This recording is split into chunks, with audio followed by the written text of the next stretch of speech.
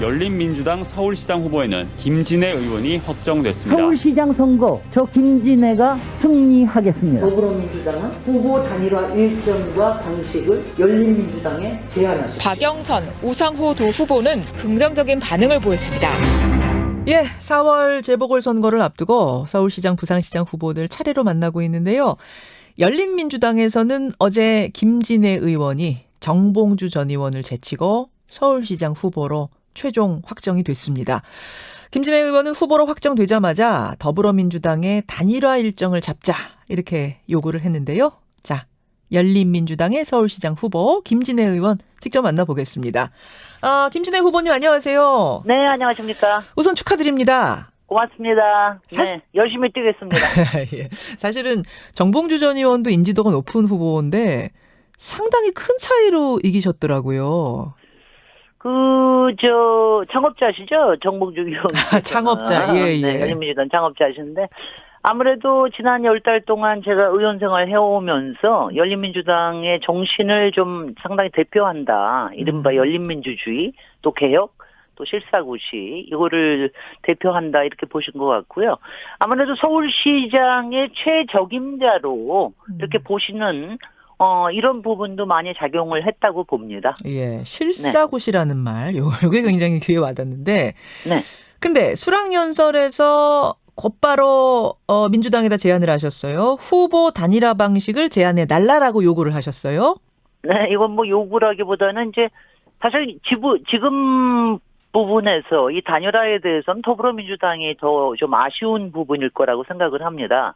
지금 이제 여론조사에서 보면은 되게 범 여권이 서울시장 경우 한 44%, 네. 그다음에 범 보수 야권이 한 48%에서 50% 사이로 나오기 때문에 아마 뭐 저쪽에서 국힘당과 안철수 후보가 따로따로 나오기를 기다리면서 하기에는 조금 신경이 쓰이지 않을까. 근데 더불어 이런 경우에 단일화 같은 경우에는 저희는 안철수 후보처럼 이렇게 매달릴 생각은 없고요. 그러니까 근본적으로 우리 더불어민주당에서 꼭 필요해서 하려고 하면은 좀 큰 쪽에서 여러 가지 제안과 네. 또 뭐 이런 거를 좀 해주는 게 오히려 맞는 게 아니냐. 더군다나 범 여권에서는 저희가 10년 전에 네. 재보궐선거였습니다마는 그때도 박원순, 박영선 단일화를 아주 성공적으로 치러서 보궐선거를 이겼거든요. 예, 그러니까 예. 그런 부분을 좀 참조해서 제안해 달라 뭐 이런 표현을 썼습니다. 우리가 아쉬워서 매달리는 건 아니다. 하지만 범 여권 전체를 생각한다면 이거 단일화를 해야 되지 않겠느냐 뭐 이런 의미로 받아들이면 됩니까? 저는 제가 최고 적임자라고 생각을 하니까 아쉬워서 매달리는 건 아니다 하더라도 제가 훨씬 더 본선 경쟁력이 높다고 생각을 합니다. 아니 근데 네. 지금 저 당 지지율이나 후보 지지율 같은 객관적인 지표, 그러니까 여론조사로 볼 때는 김진애 후보가 조금 뒤처지시는 건 아니에요? 조금이 아니라 엄청나게 뒤처지죠. 그러니까. 근데 이 자신감은 어디서 나오는 것인가?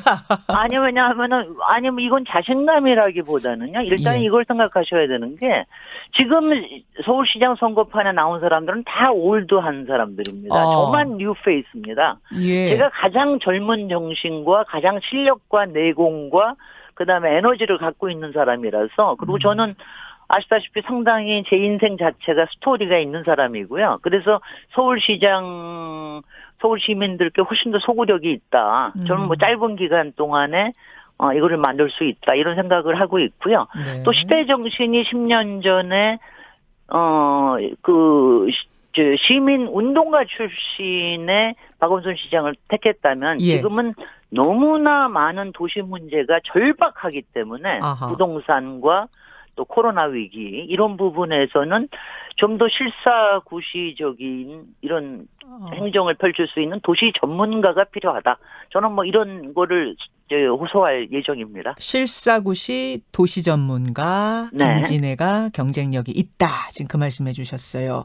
네, 그렇습니다. 근데 지금 박영선 후보나 우상호 후보도 사실 이번에 부동산 문제에 대해서 여러 가지 공약도 내놓고 해결하겠다 이렇게 얘기하고 있는 거 아닌가요? 그쪽 공약들은 어떻게 보세요? 제가 그쪽 공약 여기서는 안 할게요. 그러니까 저는 이렇게 얘기를 합니다. 네. 한 분은 너무 공허한 SF 영화 같고 또 한 분은 너무 미래 얘기를 하신다. 근데 지금 당장 필요한 거는 서울에서 지금 1년 3개월짜리고 지금 가장 서울시장에다가 지금 절박하게 필요한 것들이 있거든요. 이거를 풀어낼 수 있는 사람이 필요하다. 이런 생각을 합니다. SF 영화 같다. 미래 공상과학 영화 같다. 네. 그러니까 당장 이루긴 좀 어려운 꿈이다 그 말씀으로 들리네요. 이게 저는 이제 박영선 후보님이 네.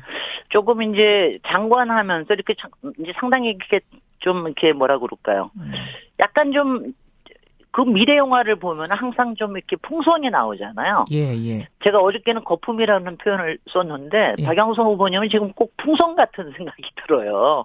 자칫하면 풍선은 터뜨려지거든요. 그러니까 그거가 지금 서울 시민의 귀에 와닿지 않습니다. 저는 좀 공약을 바꾸시길 바라는데 계속해서 주장하시고 그리고 우상호 후보님은 상대적으로 땅에 좀 발이 붙어 있으신 분이지만 제가 좀 이제 뭐 바로 옆방이기 때문에 제가 가끔씩 놀립니다.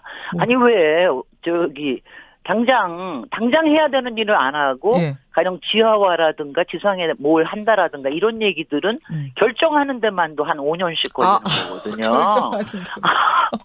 그런데 그걸 갖다가 지금의 공약이라고 내놓으면 어떡하냐.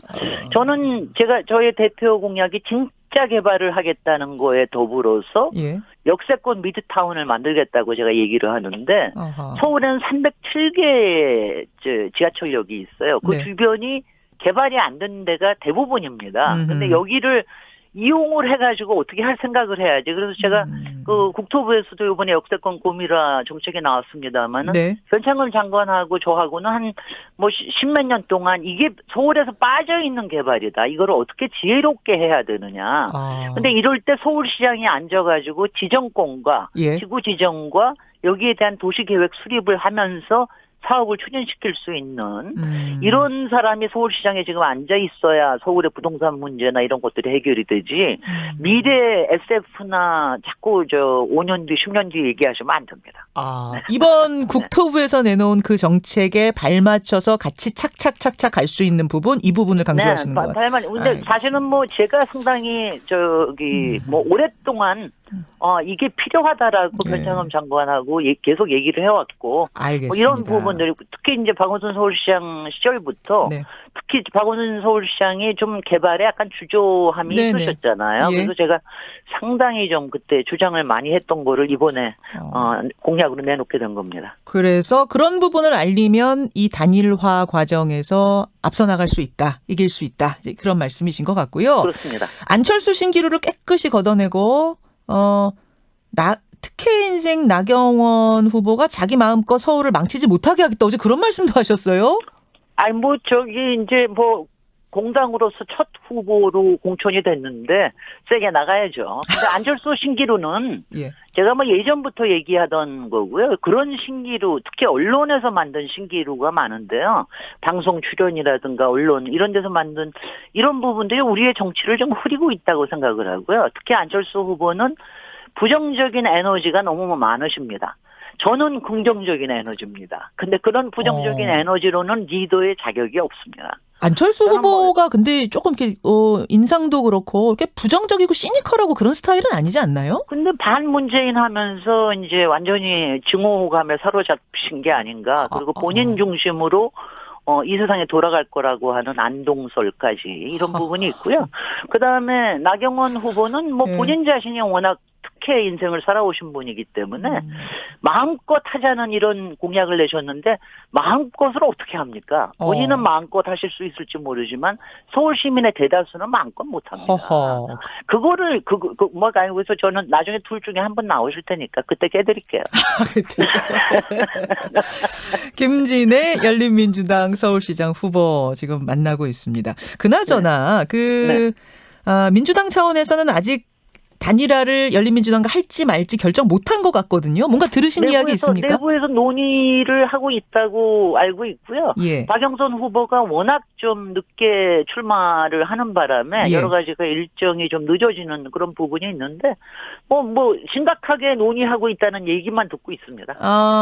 그 단일화가 두 당의 합당을 전제로 한 겁니까? 아니면 별개 문제입니까? 아니 근데 이번에 정봉주 후보가 그 합당 당대당 통합을 얘기하셔서 그렇게 됐는데 솔직히는요. 네. 합당은 우리가 논점이 된 적이 없어요. 당에서. 그러니까 우리가 큰 바다에서 만나겠다라는 얘기는 항상 해왔지만 예.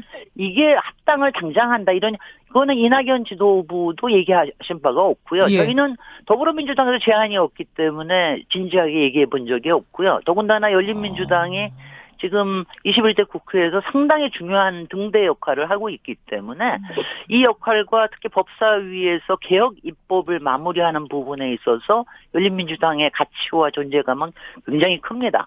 그래서 이 부분이 어느 만큼 이제 개혁 입법이 좀 되고 나면은 그 다음에 새로 지도부가 들어올 때 네네. 5월 달이면 새 지도부가 들어오지 않습니까? 민주당 그렇죠. 네네. 그러면은 뭐 구체적으로 제안이 오면은 그러니까 저희는 뭐 합당을 해달라 이런 얘기를 해본 적이 없으니까요. 아. 그리고 그런 얘기는 솔직히는 정봉주 후보님이 조금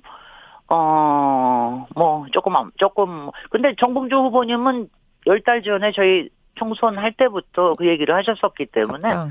본인의 철학이 아니신가 이런 생각은 듭니다. 아, 당 차원 얘기가 아니고 사실 열린민주당에서 합당을 상당히 원하고 있는가 보다라는 인상을 이번에 많이 받으신 분들이 계시는데, 그러니까 정봉주 후보만의 생각이 아닙니다. 전혀 아닙니다. 여기 정봉주 의원님 분명히 창업자시지만 지금 열린민주당은 저희의 당원들과 그리고 지도부에서는 네. 그리고 저희의 당원 당규에 정확하게 써 있거든요. 이건 전체 의결 당원의 예. 투표를 통해서만 할 수 있다. 근데 예.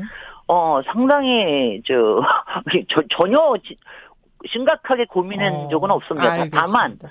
다만 이 부분을 그냥 저희가 이거는 절대로 안 하겠다 이런 얘기는 아닙니다. 모든 정국이라고 하는 거는 네. 상당히 여러 가지 시나리오를 가지고 있어야 되기 때문에 이것도 가능할 수 있는 시나리오 중에 하나일 수 있다. 아, 그 이런 정도로, 그 정도로. 네. 알겠습니다.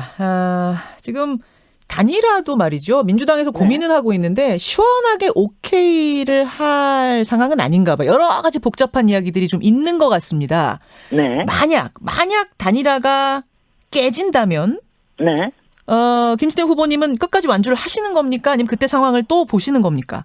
아니요, 그러니까 제가 항상 얘기하죠. 정치는 이렇게 딱 결정해놓고 끝까지 간다. 이런 얘기를 하는 거는 굉장히 어리석은 일이에요. 저는 이 부분은 전체를 대승적인 차원에서 무엇이 좋을지 네. 이 부분에 대한 거는 항상 고민을 하고요.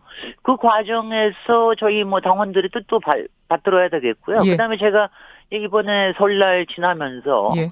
저의 지지율이 어떻게 변화가 있을지 저희는 대개 5%에서 9% 정도가 나오는데 네. 두 자리 이상으로 올리는 게 굉장히 중요합니다. 그동안 경선 때문에 못했던 부분을 이제는 좀 이렇게 오늘 초대해 주셔서 고맙습니다. 오늘도 조금 도움 될 겁니다.